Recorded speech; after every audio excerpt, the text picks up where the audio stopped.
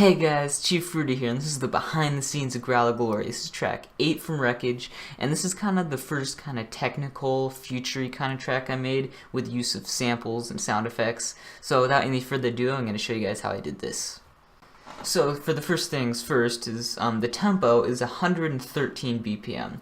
So that's a pretty slow tempo, but I wanted it to be kind of like a chilled out feel, which it did get, like playing the verse here, like a... So it did get a really chilled feel, and that was by decreasing the BPM.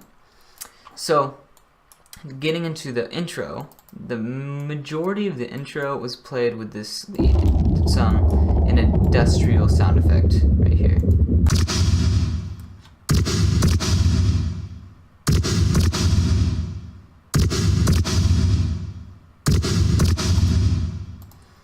And this was this sound. So it's this sample I got. It is called the GRV Prec 10 wave, which is right in here. So I started it off of this, and I got it into this with adding on vocoders and reverb. So if we take it off of track 18, it sounds just like that. And then put it on back onto track 18, where I have all those vocoders on there. So the first one is I put a vocoder and a patcher. And why I just have a single vocoder and a patcher, that seems kind of weird. Like, why not just put it right there? But I put it in the patcher so I could have both vocodexes, like this one. So I could pull this one up and then have this vocodex both up at the same time, so I could you know, do edits with both of them up at the same time. So that's why I put it in a patcher. Just a tip, it makes it easier to kind of work with two plugins at once, because you have both of them up at the screen at once. So that's what I did there. So that's it's not a synth, it's a sample. That sample is going through both of these vocodexes. So for the first vocodex right over here, it's going through full wetness and full SG, and that's really just to fill it up a whole lot. Like, I have both wetness and SGs up for both of them. That's just to fill up the sample, so it's like really wide. So the SG and wetness are up, those really help to fill it up. And then I have full band values. This as compared to this.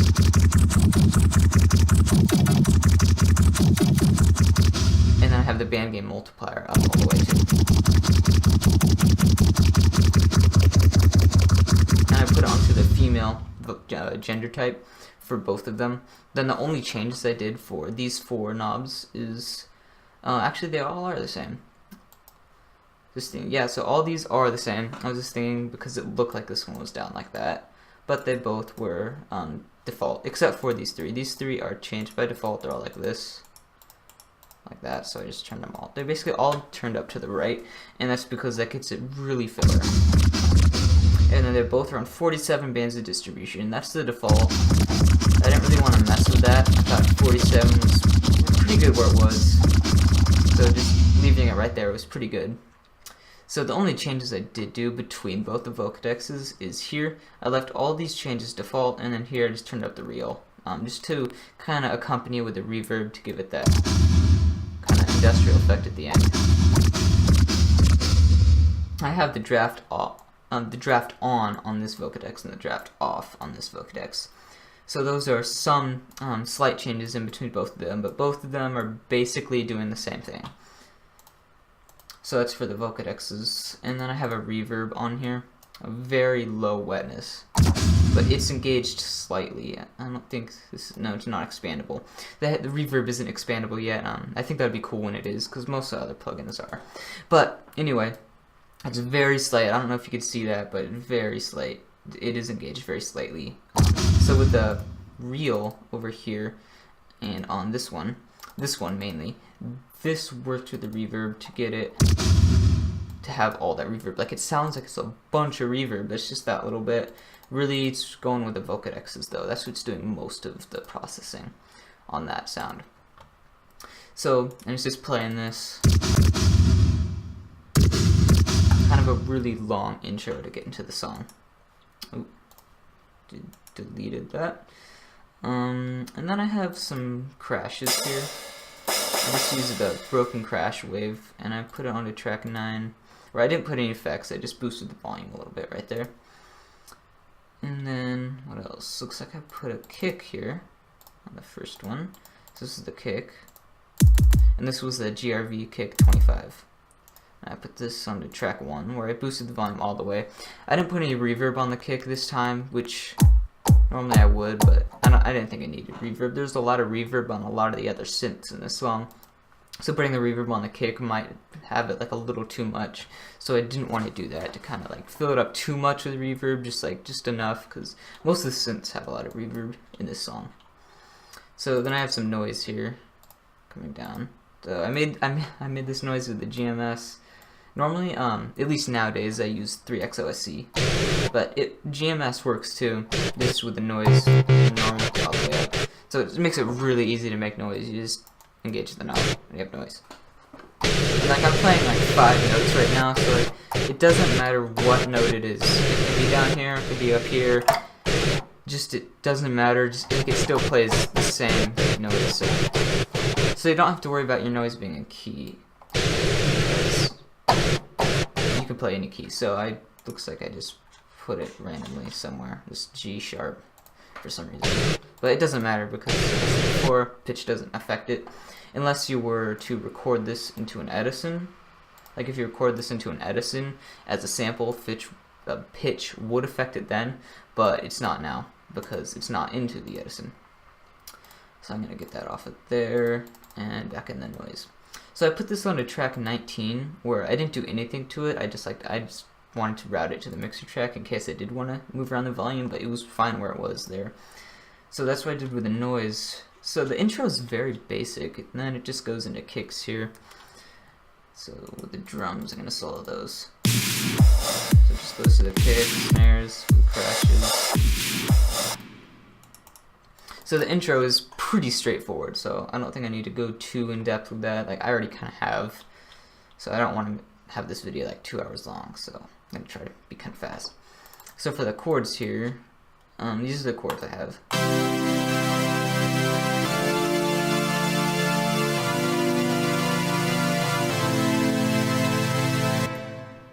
And I made these inside of a harmor. Looks like it's a little too high. More like right here. Go 1 up. So this is what they are. They're at C4. 1 octave higher. So that's what the chords are. So the unison I put on 9 voices of unison and blurred it to give it a good united feel.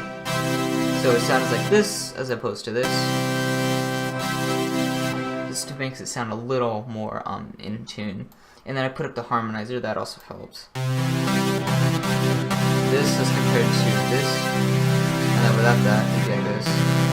So this sounds really bad.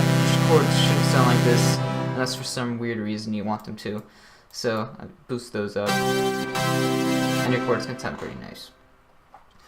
And then that's really all you have to do inside of the harmonizer to make the chords. Play it at a little bit lower of an octave, because with the harmonizer all the way up, that does increase the pitch just slightly. It seems to sound like that, so like here's here.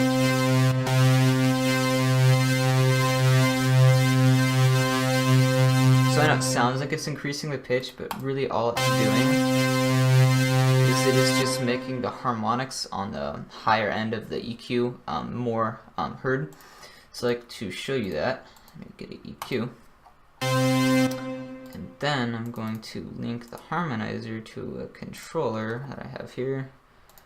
And on the EQ, let's see. So we're going here with no harmonizer, then we increase the harmonizer. All it's doing is it is making the harmonics on the upper side of the spectrum here a little bit louder. So it's basically uniting all of them so you hear these more. So it's not increasing the pitch. It's just playing more harmonics in the scale up here. So if you didn't know that, that is what it's doing. It's not increasing the pitch. So you don't have to worry about it getting out of key when you put in a harmonizer. It'll still be in key, it just increases the higher end of the harmonics with EQ. It's basically what it's doing. So yeah.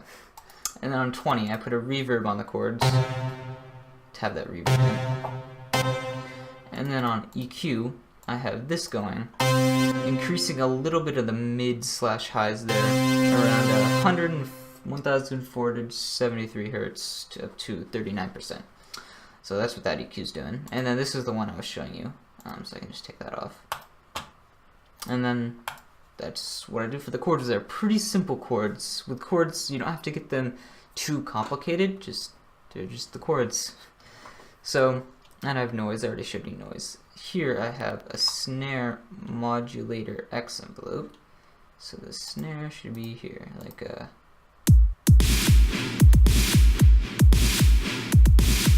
And this is increasing the modulation X, modifier X, which would be the filter. So let me take the snare and I can show you an example. It's a really low octave. There we go. Just doing it.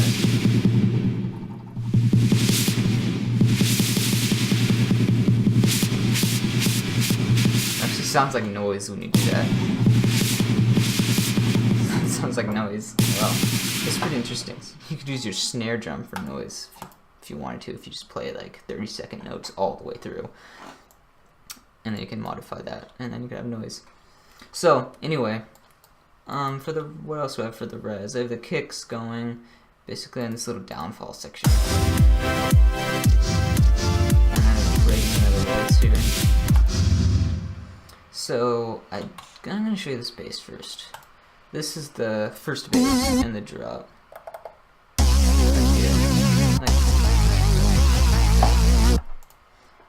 So this was made in a harmor. I used a lot of harmor in this song, if you haven't noticed.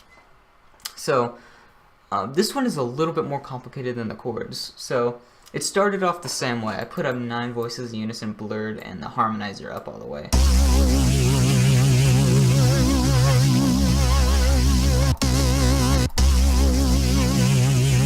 And I put on some prism. Without the prism, it'd be like this.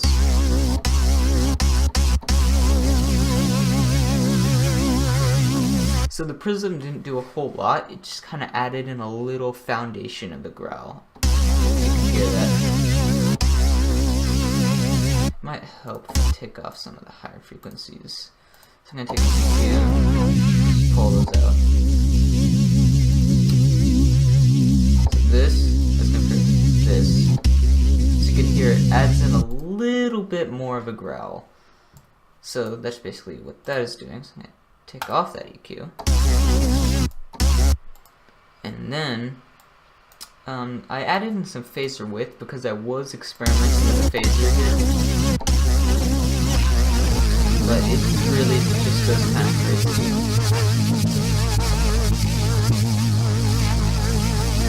Resetting all these. But I didn't really like the sound of that, so I took off the phaser. I added in distortion with the flat hat setting, and then I added in the amount, the wetness, and the filter to these settings, like about 50% for all of them except for the filter. And then I put it on a lot of vibrato. You could probably tell I put on vibrato because that's kind of an obvious effect here. And now you can see the prism coming through. And I put up the pitch halfway. So it's not up like an octave and a half, it's up to an octave with the pitch.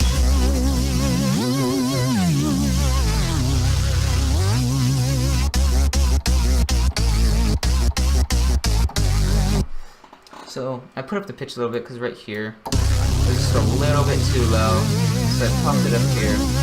So it's like a good pitch to fit with the song. And then the envelopes, I had a phaser mix because I was, like I said before, I was messing around with a phaser. And then I have a prism amount. So the prism is going through automation. So this is the prism with the automation and without the automation. You can really hear it now. You can't hear it as much here because it is actually spending most of its time below 50% and less of its time up here, so it's harder to hear. And since it's not even up very little up, well, it's up very little, it's not up a lot here. So that's basically what's going on inside of Harmor, inside the of this bass inside of the Harmor. And I put that on to 13, where I have fruity distortion because I was experimenting with this, an EQ boosting some lows because I wanted to get the prism out just a little bit more, and then a Vocodex.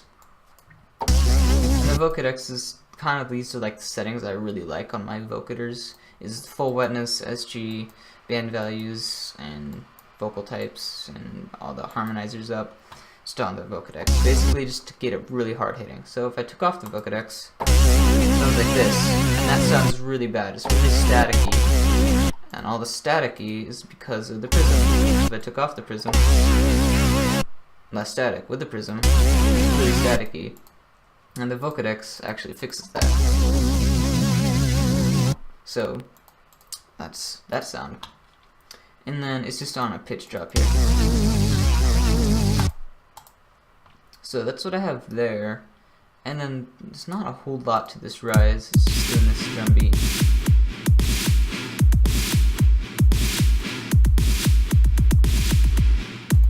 So it's running that drum beat while the kicks are going up. And then I have snares here. And it drops. So that's the drums for the res. Then I have my vocals here. Yes, I did add in my vocals for this song.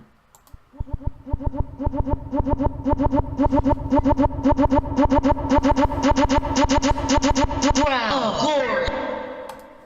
So yes, that was me. Growl. Glory. So I did record those separately, so I could just cut it into time in here. And this was onto track 12. So I just put some reverb onto the voice that I did and turned it up so you could hear it.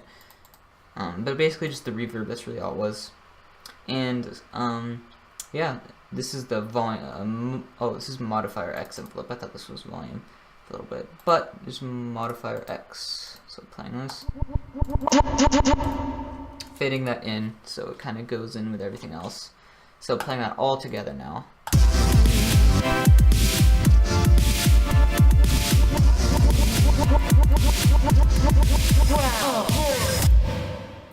And then it drops. Now to get into the drop, I already showed you this first initial bass, so I'm going to show you the growl itself.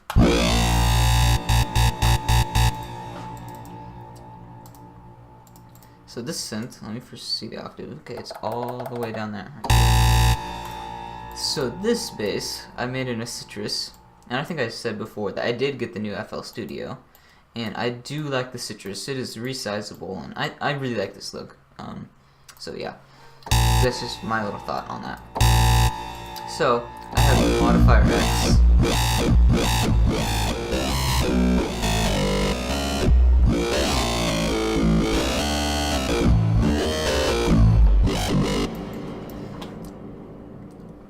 So with this bass, the first thing I did was actually took out the lows and the highs and the mids on the EQ and left the lows. So if I ended up not doing that, it would sound like this.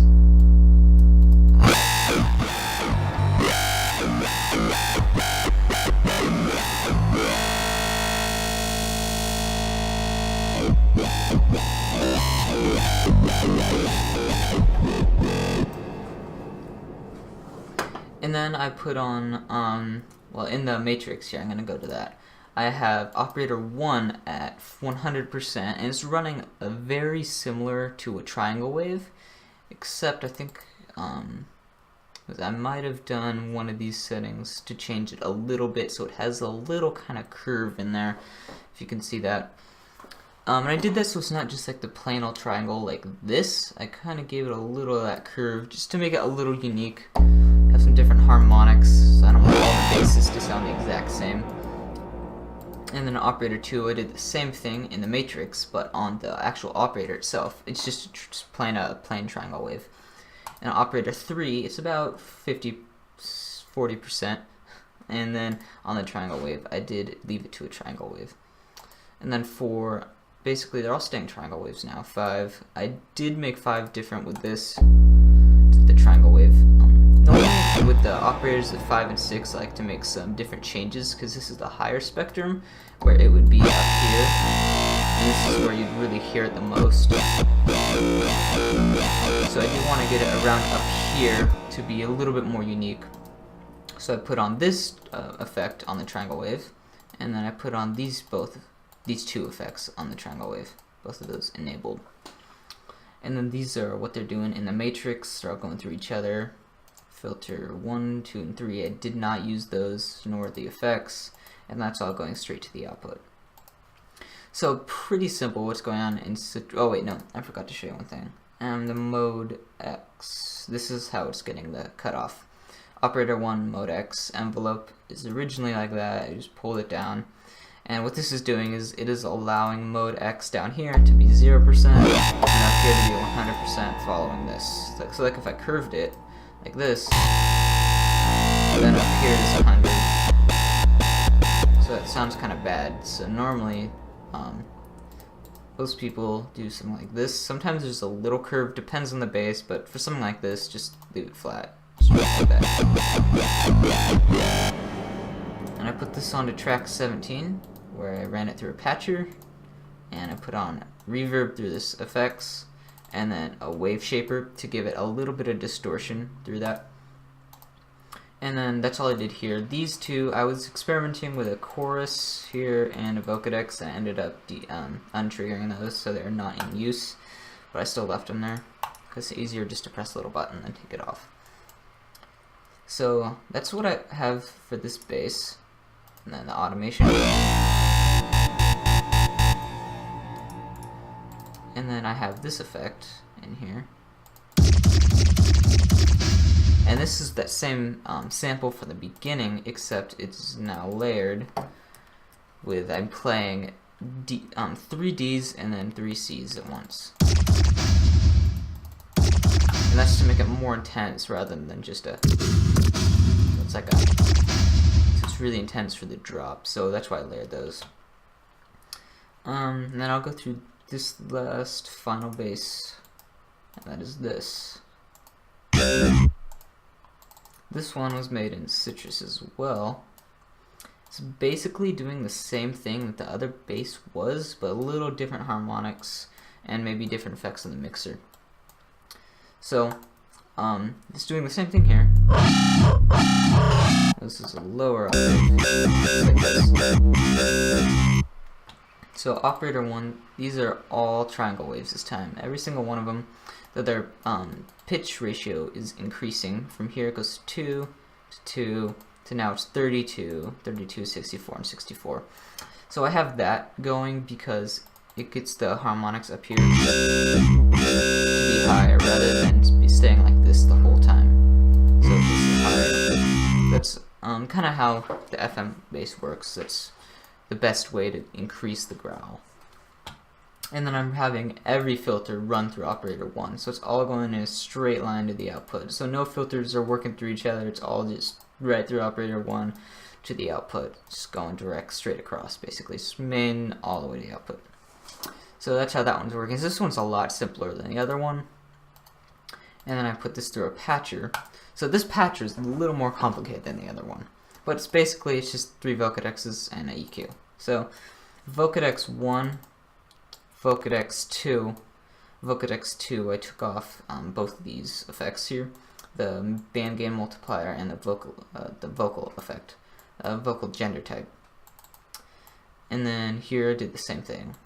So this initial one has 100 bands of distribution, so that really popped it out there as compared to the 47 bands right here. And then over here 47, and over here 47 as well.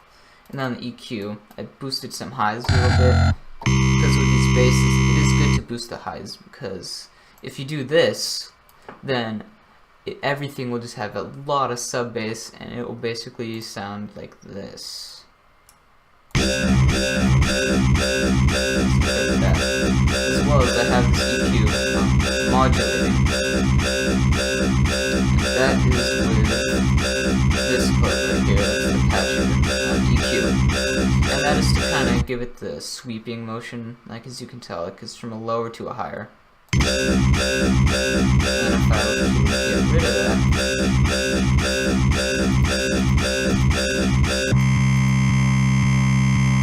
this is what the EQ is doing all by itself. Very little. It's not doing a whole lot, but it is subtle, but it adds to it. So that's what I have with the EQ.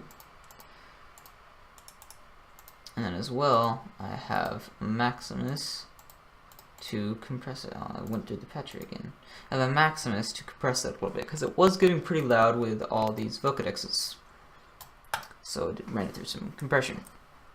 So that's all the basses I have in the drop. Now for the drums, I have this drum loop going. So the only drum I haven't showed you is now the hi-hats. The hi-hats are put on track 3, where I put on a reverb, which is pretty obvious. I put on a lot of reverb. Let's see. No, that's the snare hi-hats. I got the reverb there. Looks like I put the hi-hats onto the snare track when I was looking at this project before I started recording. So it originally goes to track 6. Because for those of you who don't know, before I start recording, I do look around the project and kind of make it look a little bit nicer. So it looks like I switched that to track 3 with the snare when it should be on 6. Which the hats still have reverb, but much less, because that was pretty heavy on the reverb. So that's just going on there. And let's see. Some cymbals. I have noise going in and out, just to kind of have effects to go with the crashes. Really just following the crashes and the reverse crashes. Having reverse crashes is a nice feature too. Just to use for anything. And then for the second part here, I do add some progression of this lead.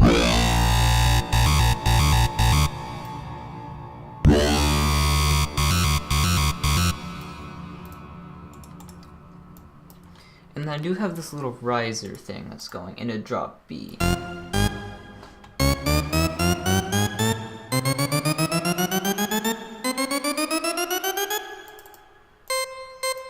And I made this inside of a harmor.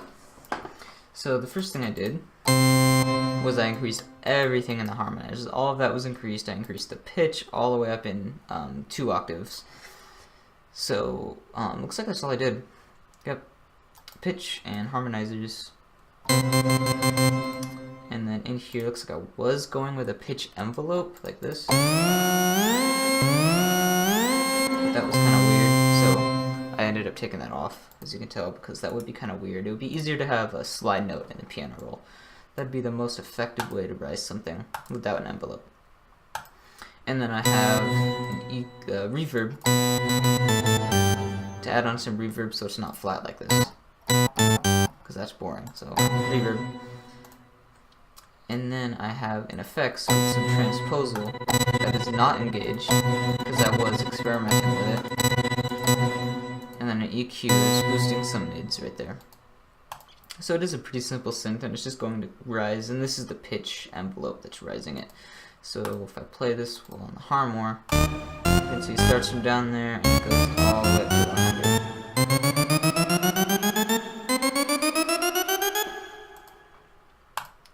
And I thought that would be an easier way of rising it. Since I'm using individual notes, I can't really do a slide note.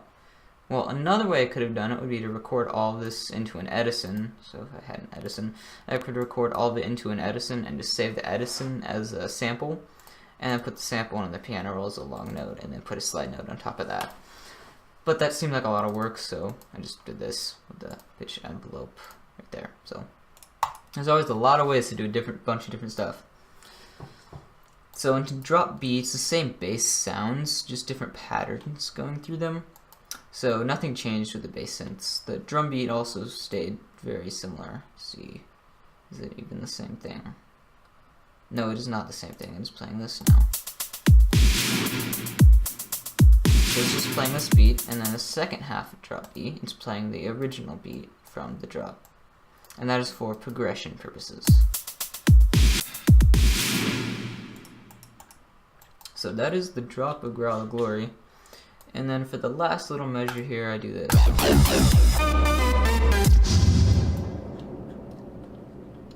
So now to show you how I made this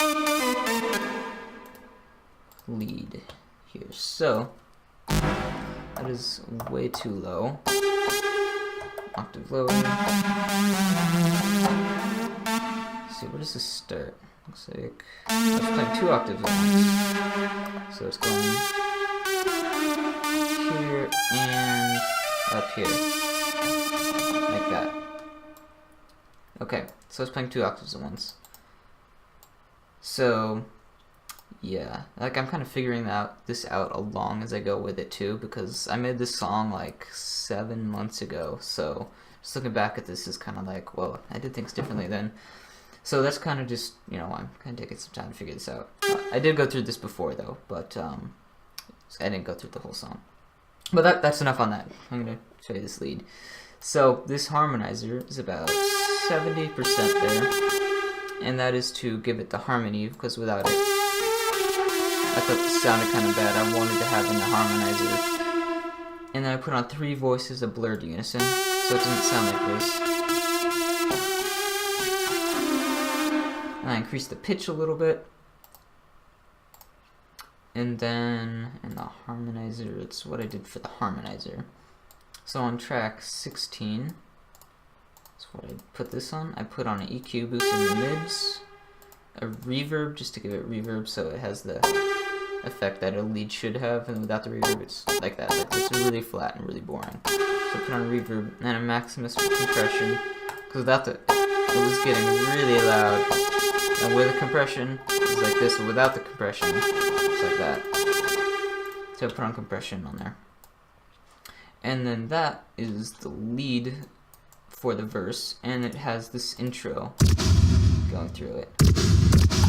That's the lead for the intro. I have it playing in here to kind of give it some bass, and I wanted to have the industrial kind of effect going through the whole song. So I kept it here going through the verse. And then I have the drum beat. It's the same beat as the drop.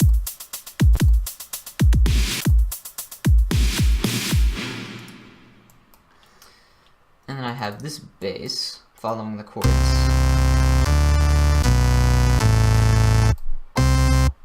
Octave over.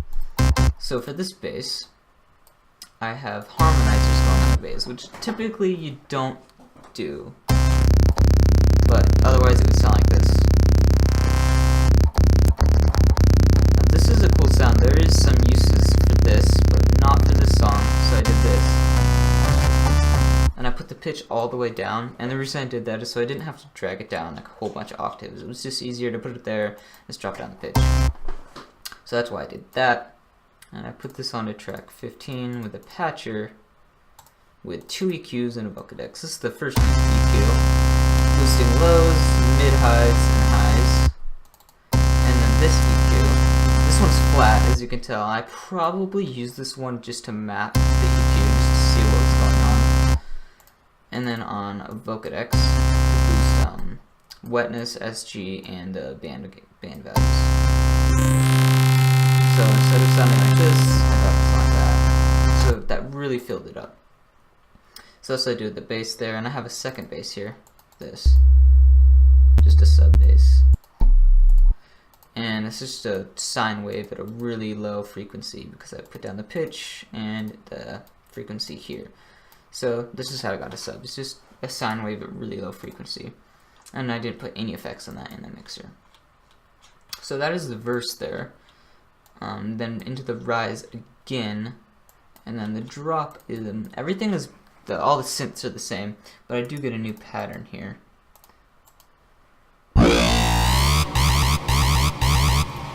So how I got this, let's see, where is it?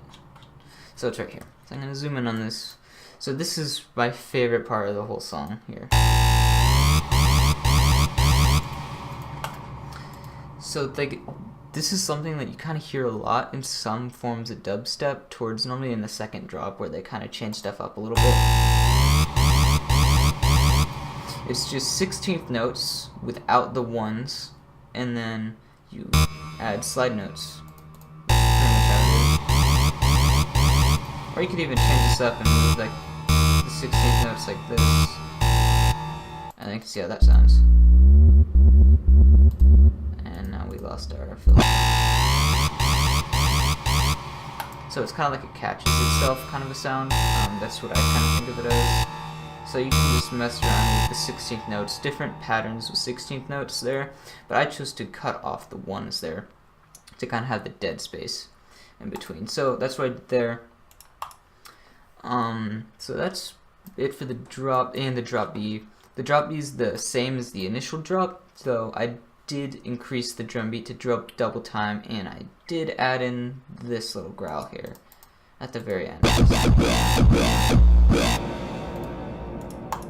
Just to get some variation, so I'm not playing the same thing I did in the first drop, just to kind of make those drops unique.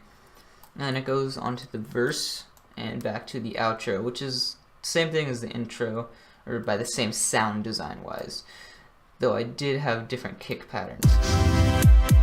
But I don't really need to go into all the patterns, because just by listening to the song you can hear all the patterns. What the BTS is for is kind of just showing you like the synths and stuff. So that right there was BTS for Growl of Glory. It is a pretty simple song, like if you really think about it. Just a couple synths going through. Though in the verse I did introduce some new synths to the bass and the lead. But really for the drops, there's only 4 synths going through, 3 synths and 1 sample, which actually is kind of a lot for me. Normally I typically use about like 3 synths or samples in my drops, so this one I used 4, so that was just to kind of change it up a little bit. I didn't want everything to be like all the same. So that was the BTS Growl of Glory. I hope you enjoyed it, and subscribe for more videos. I post every Friday, and see you in next week's video. Until then, bye.